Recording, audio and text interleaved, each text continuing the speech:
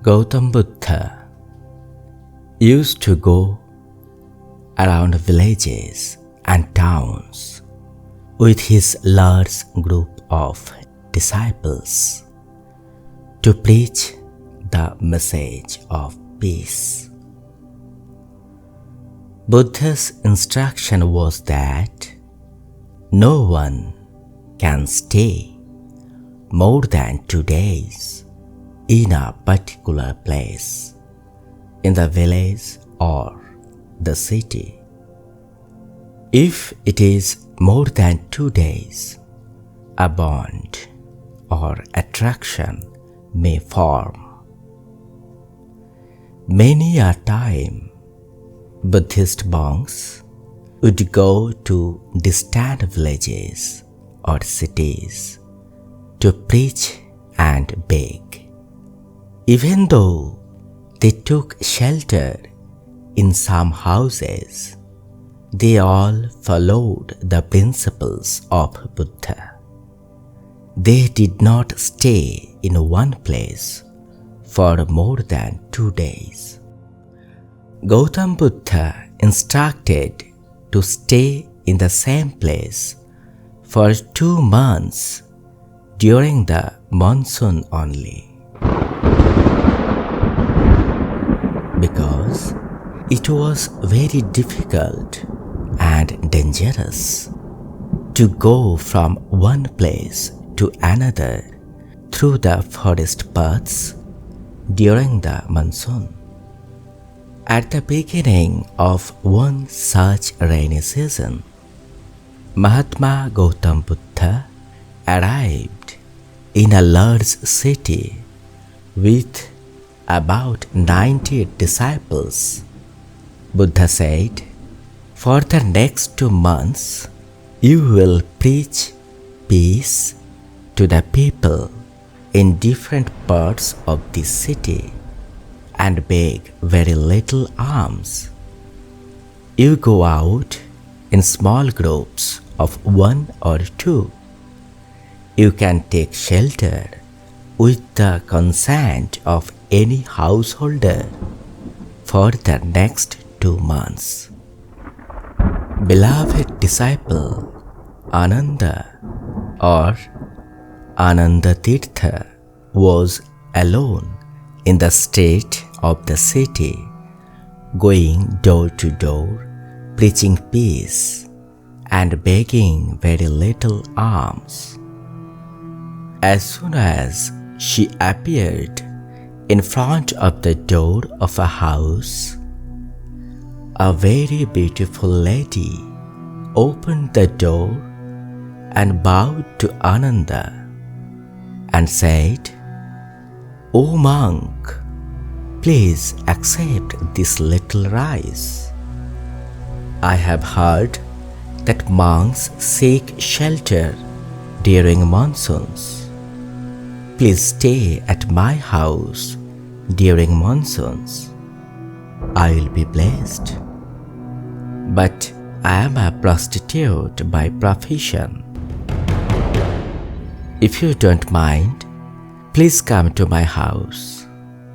Ananda said, "I have no problem, but I will ask my Guru Buddha whether I should stay in your house." The lady said, "Let's see what your Guru says." Ananda returned to Buddha in the evening, told him all the events of that day, and finally asked, "Gurudev, should I accept the invitation of the harlot and take shelter in her house during the rainy season?" Buddha said, "She has invited you so lovingly. You should take shelter there." All the disciples present there were surprised to hear the words of Buddha. They were saying to themselves, "A monk will live in a prostitute's house. Sadhana or spiritual pursuit ends here. Our spiritual pursuits are now polluted. Buddha heard the disciples and said, "Why are you so worried? A prostitute lady has invited Ananda to stay at her house. What's the problem?"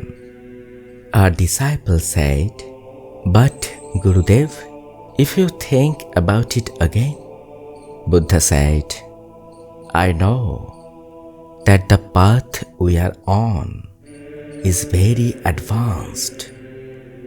I am here because I know that there is nothing in this world higher than the eternal truth.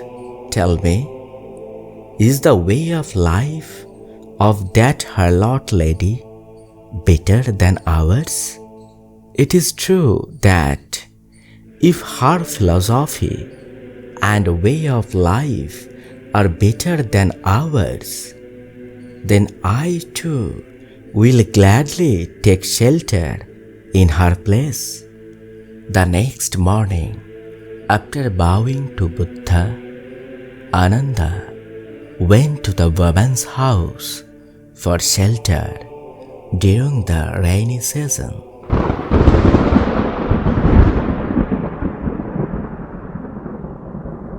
It was very cold due to heavy rain. The woman gave Ananda a warm blanket in the morning, at noon, and at night. The lady cooked hot and delicious food and served Ananda. Every evening she sang and danced before the monk Ananda. Passers-by and neighbors heard the sound of dancing and singing and began to criticize. Everyone started saying, "The monk's pursuit is over. The monk is now in love with the prostitute." After some time, no one hears any sound of music or dance from the house of that harlot. The monk Ananda and the harlot were spending their days in silence. Finally, the rainy season was over and the sunshine of autumn had arrived. Ananda returned to Gautama Buddha. Buddha saw Ananda did not return alone, but brought a female nun too. The woman prostrated at the Buddha's feet and said, "Gurudev, my way of life was completely wrong. I want to live the life of peace that I found on the path of meditation. I want to know the eternal truth of life by your grace, Gurudev."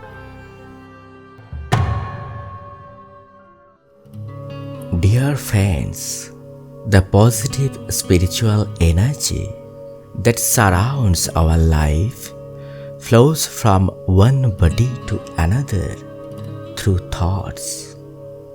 That is why crores of people today are taking shelter to the saints and monks to know the absolute truth of life and to change their thoughts and live a life of truth in absolute peace through complete meditation.